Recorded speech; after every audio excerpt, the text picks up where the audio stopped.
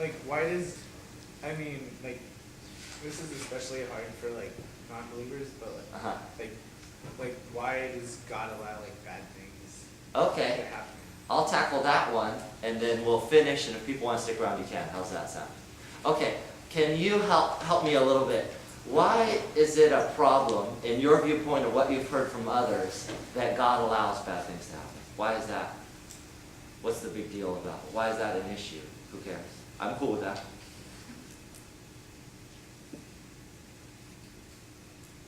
Do you know what? Yeah. Sometimes when things like are extremely traumatic, it can actually cause people to turn away from God, which in that case condemns their soul and does not benefit them. Okay, so it causes some people to turn away from God. Okay, let me tackle it, and I like to have people elaborate on this question so I know really where they're coming from.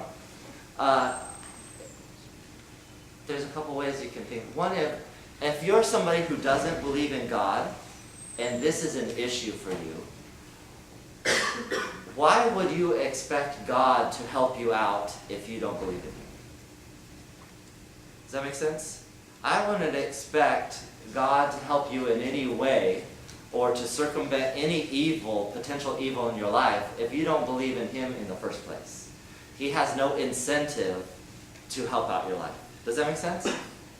So I think that's the main way that I think of it. God only makes promises to those who believe in Him. Okay? Now, let's talk about this in another sense. But is that helpful in a first sense? Yeah. Okay. Do you want me to go on, or is that Yeah. Go on. Stop. Go. Okay.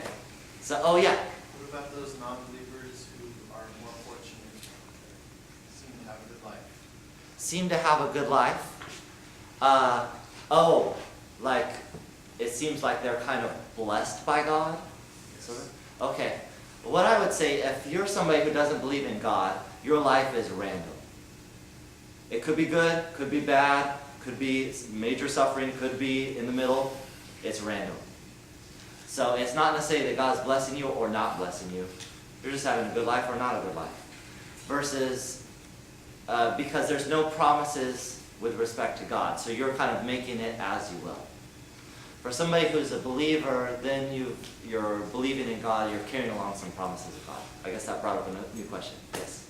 Actually, I also want to add on to this question. Okay, yeah, sure. So recently, during free lunch, I was asked this question. Okay. Because God is good, Yeah. and there's evil in the world, Yeah. that's my friend's argument for there is no God. I was just wondering how you approach that. Let me see if I understand your question. Because God's good, Yeah. and there's evil in the world. If God's good, He should take care of all the evil. Yeah, like it is, omnipotent. So, thus, therefore, there's no God. Yeah, Is that the argument? Okay.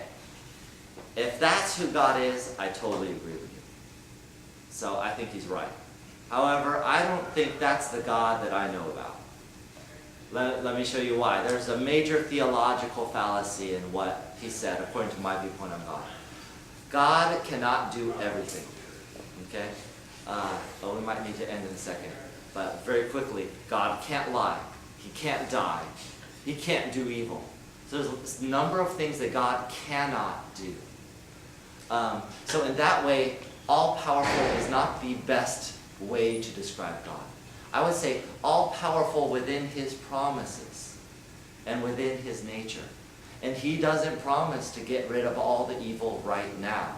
He's promising to get rid of all the evil later. So, is that kind of helpful? Yeah. Some people ask, well, why doesn't God get rid of all the evil right now and just wipe it out? I think that's a pretty scary thing to say to God, because most people have done evil things in their life and they have a tinge of evil. If you want God to get rid of all evil, you would be one of those people. And you probably don't want to ask God to do something like that. That would be pretty scary.